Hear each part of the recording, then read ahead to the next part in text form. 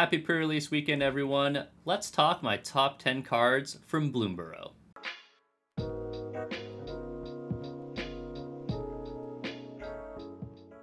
Bloomburrow is finally out, and with the release of the set, there are some absolute banger cards that I wanted to shout out and mention. So this is going to be more of a personal top 10 list. A lot of the cards that I mentioned are going to be strong, but it's mainly things that I'm the most excited about. I want to build around them and slot them into my decks. So before we get into the top 10, I'm just going to shout out just a few honorable mentions, and the first one is going to be Lunar Convocation. So this is a 2-mana enchantment for Orzhov mana. It has 3 abilities. The first one is at the beginning of your end step. If you gained life this turn, each opponent loses 1 life.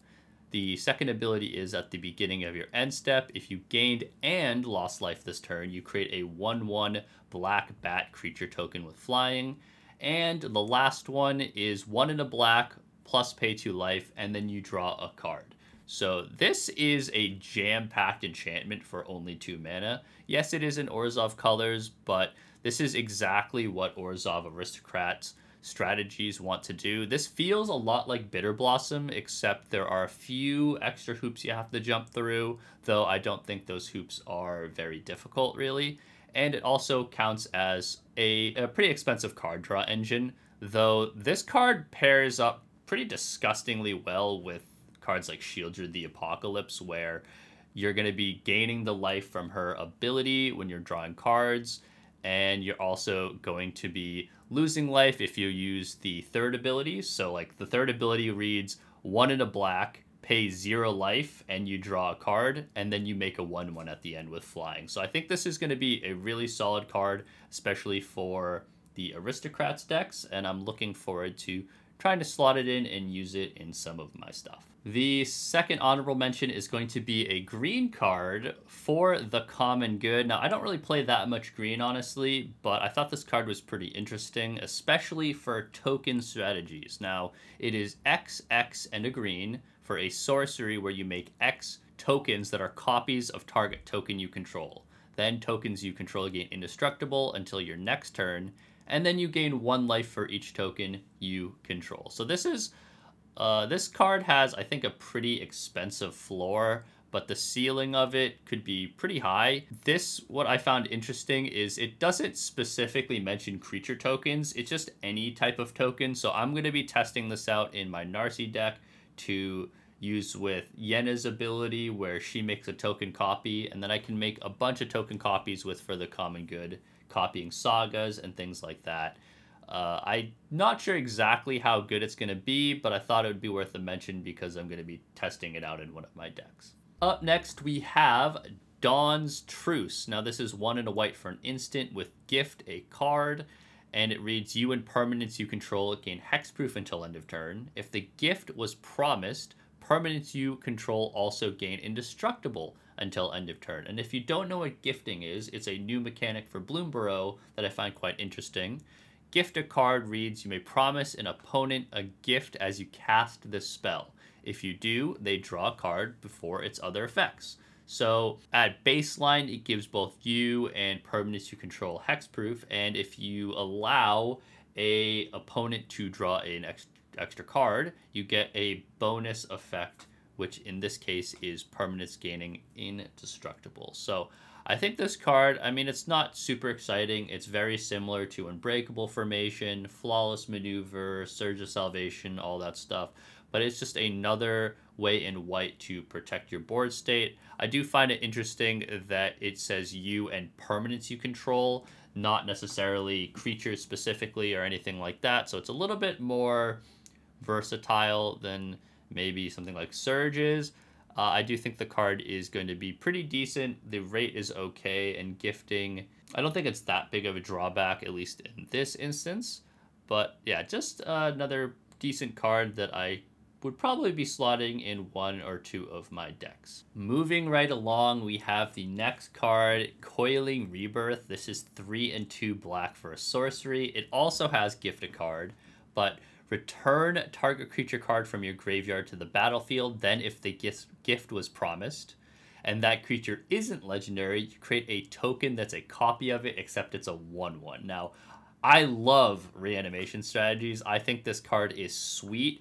It is a bit expensive on the mana value side, but being able to not only grab one thing, but being able to copy it as well, I think is a very sweet effect. So I'm thinking of things like, obviously we have Grey Merchant of Asphodel or Gary to double up on the triggers, and since it is a copy, it will have the devotion on that copy, which is super sweet.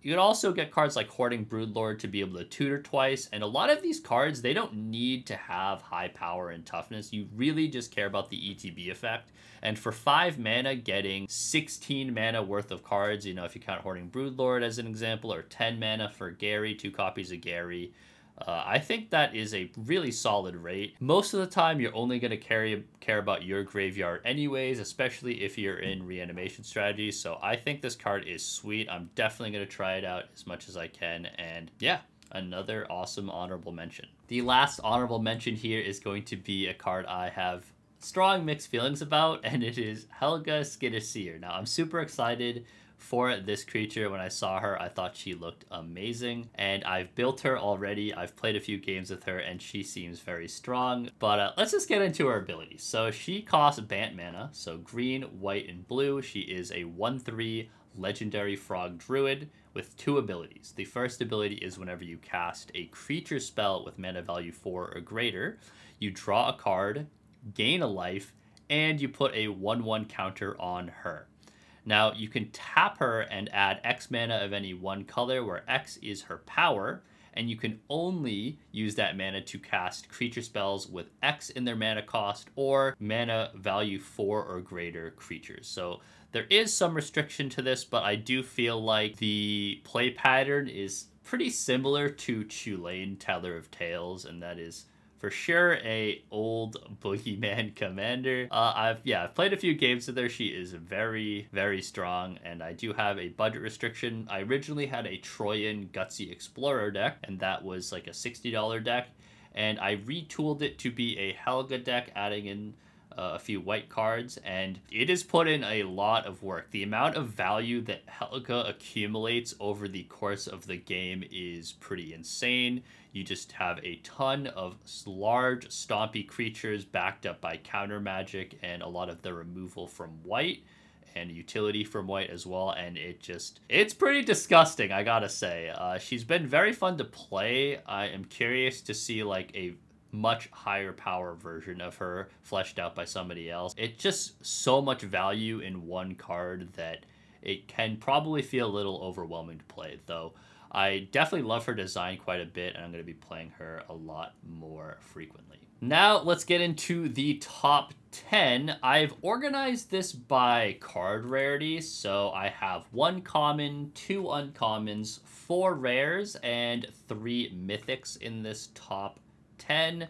And the first card I want to talk about is the common card 3 Tree Rootweaver.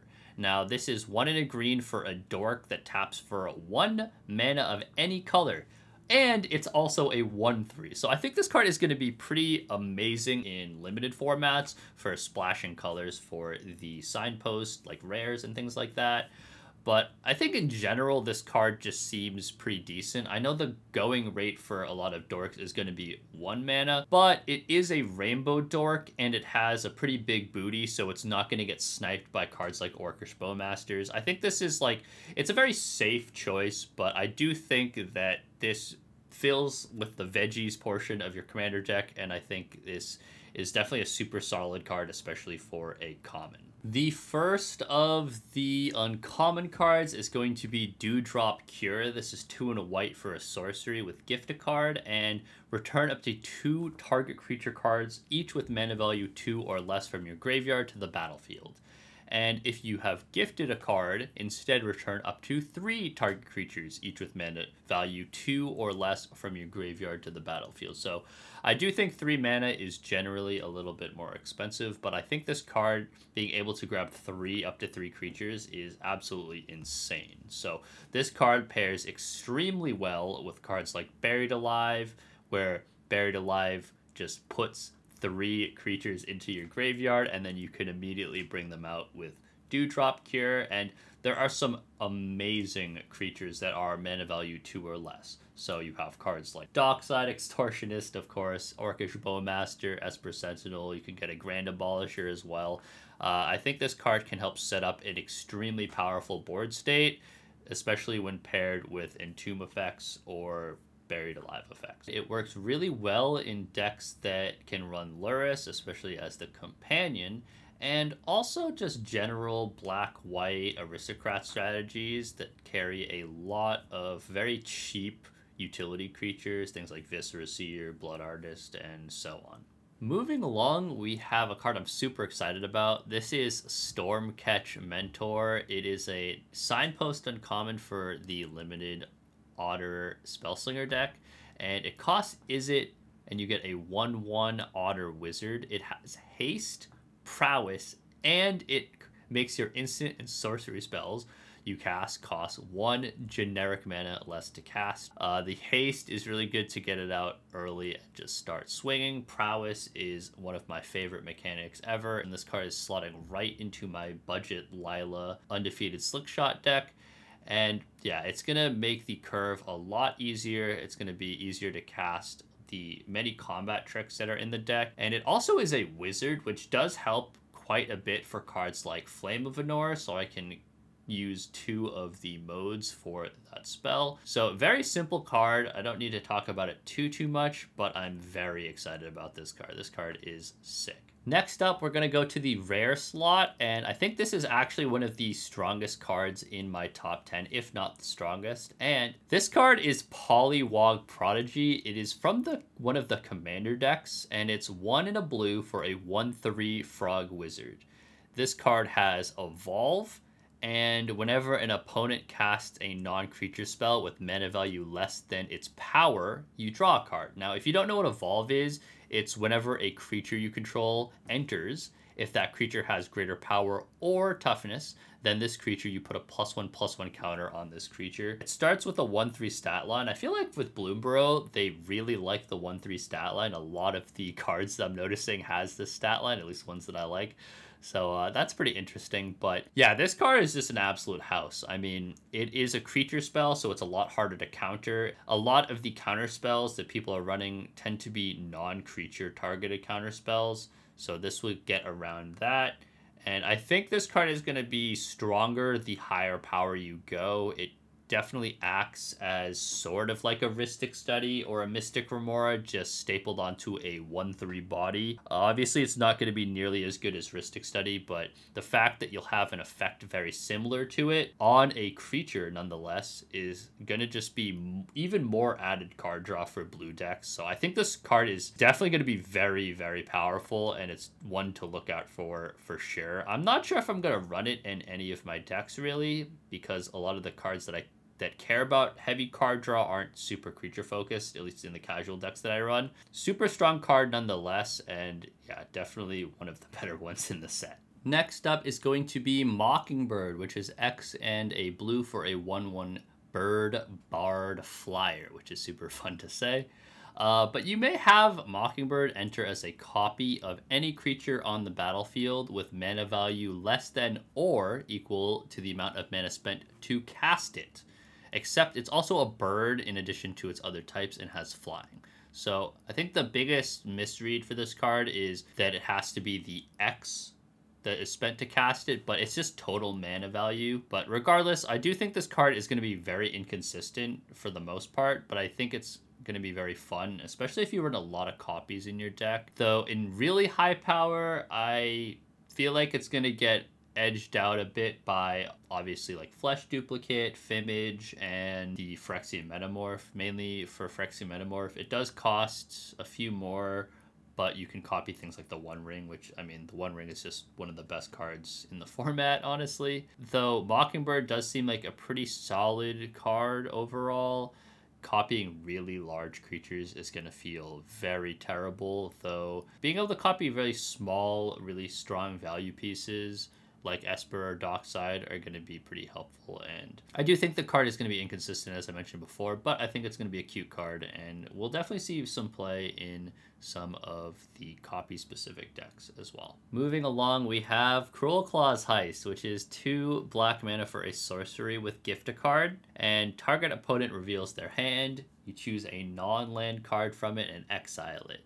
If the gift was promised, you may cast that card for as long as it remains exiled and use mana of any type to cast it. So yeah, this card is dirty, like taking the gifted card mechanic and then flipping it on its head and actually making it benefit you instead of the target player it's so sick. Honestly, I love this card a lot. I think it's going to be a lot better in 1v1 formats more so than Commander, though dedicated card stealing decks in Commander are going to for sure try to slot this in.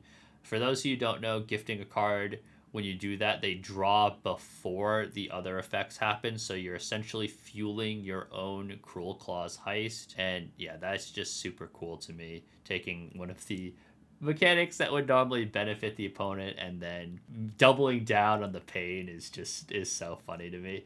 I don't know if I'm going to be using this in any of my paper decks. I might try it in Marchesa because it is a target, so it counts as a crime, and it would be pretty on flavor as well. I am definitely going to be using this in Arena though for my more interactive focused Marchesa deck there. The last rare card that I want to talk about today is Iridescent Vinelasher, which is 1 black mana for a 1/2 Lizard Assassino.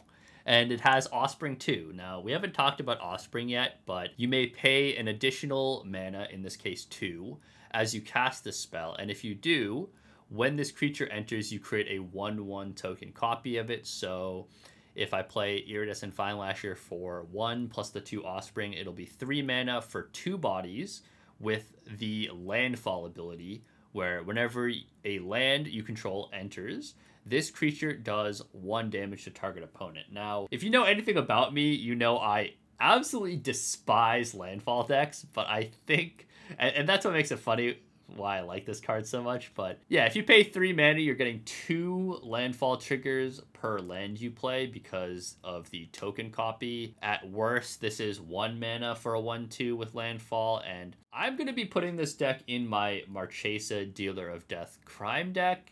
Absolutely going to be using this. It's going to replace one of the tap creatures because the deck isn't very creature heavy, and I really want to get these crimes happening as soon as possible. So this gets around the whole summoning sickness because it's just a static ability, and I can even double up on it, committing 2 crimes per land I play. So yeah, this card has insanely good synergy with Marchesa Dealer of Death. It also has really good synergy with the new Ob Nixilis, or new-ish Ob Nixilis from Aftermath, I believe that's the set it's from. I don't have an Ob Nixilis deck, but those 2 decks in particular, this card is super spicy for. Very much looking forward to this. I cannot wait to play test it, honestly. Who would have thought that I would be excited about Landfall, but here we are. Moving to the Mythic slot, we have the Cycle of Seasons. Now, I'm only going to be highlighting the Black Season, which is the one that I like the most, but all of the seasons are amazing. They did a really great take on modal spells that I appreciate quite a bit. So yeah, if you're interested in the other ones, for sure look them up, because I think any deck can pretty much run these and get some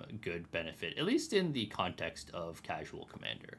So let's get into Season of Loss. This is 3 and 2 black for a sorcery, and you can choose up to 5 paws worth of modes, and you can choose the same mode more than once. So the first paw is each player sacrifices a creature, so it's just an edict that you can repeat up to 5 times. The 2-paw mode is draw a card for each creature you controlled that died this turn. And the 3-paw is each opponent loses X life, where X is the number of creature cards in your graveyard. So this is a super versatile spell that cares a lot about graveyard synergies in specific. I'm going to be running this potentially in my Massacre Girl deck, and if the price is right, I'll probably run it in my Bontu deck. Bontu really is going to care about the 3-paw mode, because the deck runs over 40 creatures, so that's going to be able to be a game finisher, which is awesome. And then Massacre Girl is mainly going to care about the 2-paw mode, where if I have enough mana to cast both of that, which is 10 total mana. I can trigger the second version twice and draw a bunch of cards. And the seasons in general, just an amazing take on the modal spells, and very much looking forward to playing with them. The second mythic I want to talk about is Dragonhawk Fate's Tempest. This is 3 and 2 red for a 5/5 flying legendary bird dragon, which is just so sick, and the art on it is incredible. I'm very happy that they made this card. But its ability is whenever Dragonhawk enters or attacks, exile the top X cards of your library, where X is the number of creatures you control with power 4 or greater. You may play those cards until your next end step, and at the beginning of your next end step, it deals 2 damage to each opponent for each of those cards that are exiled. So this card does a ton of amazing stuff. I'm going to be putting it into my Rowan Scion of War Dragonstorm dragon deck as one of the dragons, hopefully, if I manage to get this card. And what's great about it is it's triggers both on attack and enters. So when I use Dragonstorm to tutor this card up, I'm going to be able to get even more card advantage. I'm probably going to put it as like maybe the 4th or 5th dragon tutored, and then have it enter right before Nullspine Dragon to maximize the card advantage that way. I really like that the cards are exiled and playable until your next end step, and even if you don't have the mana to cast all of the spells, it still shocks every opponent per card left in exile. So it's going to rack up some decent amount of damage, it's going to have really good board presence, and it's going to be able to accumulate card advantage both initially and over the course of the game as you're attacking with it. So super excited for this card. It looks so sick. I have just the right place to put it if and when I manage to get it. The last card that I'm going to talk about today is going to be Bria Riptide Rogue. Bria is 2 and Izzet for a 3/3 legendary otter rogue. Bria has prowess. Other creatures you control have prowess. And whenever you cast a non-creature spell, target creature you control cannot be blocked this turn. So this is going to be amazing for my Lila Undefeated Slickshot deck. This card just does everything for that deck. The Lila deck makes a bunch of creature tokens from spell slinging, and this will be able to, you know, have those creatures get pumped up. It'll pair super well with cards like Balmor, which will give +1/+0 and trample, allowing for really powerful finishes using combat tricks and burn spells. Interestingly enough, prowess stacks, so creatures can have multiple instances of prowess, and it'll get the +1/+1 for each, like multiple times for each non-creature spell you cast. Also, having the creature, a target creature, be unblockable is going to be really helpful as well. Lila can get extremely, extremely large, especially if you're double stacking prowess with combat tricks. So that'll actually give me a viable avenue for commander damage kills, where I go commander damage unblockable with Lila at one player, and then I go super wide and tall, you know, with all the prowess triggers to other players. And it'll make the deck run a lot more smoothly and have more of a board presence in terms of being able to kill multiple people. Like, the biggest issue that I have with the deck is it's really good at killing like one person at a time or accumulating a large army and then kind of finishing people off. But I think this will give it more legs in just having it be a larger threat throughout the course of the game. I might actually have Bria become the commander for that deck. The main reason is because Lila is a budget deck. It has a budget constriction on it, and for some reason this card is like $30. I believe the only way you can get it is through the starter kits, but the starter kit is like $20 for 2 decks, and this card is, yeah, like over 30. And then the other face creature, legendary creature, is also running for like $25, where people could just buy the starter kit for $20 and get $50+ worth of cards, I guess, for that. So I'm not really sure the logic behind it. I don't know if it's actually in starter kit only, but I did buy the starter kit to help teach my wife how to play, and also just to split it with a friend who wants the other creature for it. Yeah, regardless of that, I think Bria is an amazing card. Super sick. I love prowess. It's one of my favorite mechanics, and I'm very excited to slot it into my Lila deck. Okay, so that's going to be it for my top 10 Bloomburrow cards. I'm sure I've missed some really amazing cards, and if you think I have, please post them in the comments below, as well as your top 10 lists for Bloomburrow. I mean, this set just feels amazing between the flavor, the artwork, the card mechanics, just all incredible, and I'm so happy this set has finally come out. One last thing before I sign off is, if you like the formatting of this video better than the past videos, I've changed it, as you can probably tell, and yeah, if you like this better, please let me know. I'm trying to experiment with different ways to present the information, and you know, if this one just feels better than the last ones, I would love to hear it. Any constructive feedback would be greatly appreciated. But that's going to be it for the video. Thank you all so much for watching. Have a happy pre-release weekend, and peace out.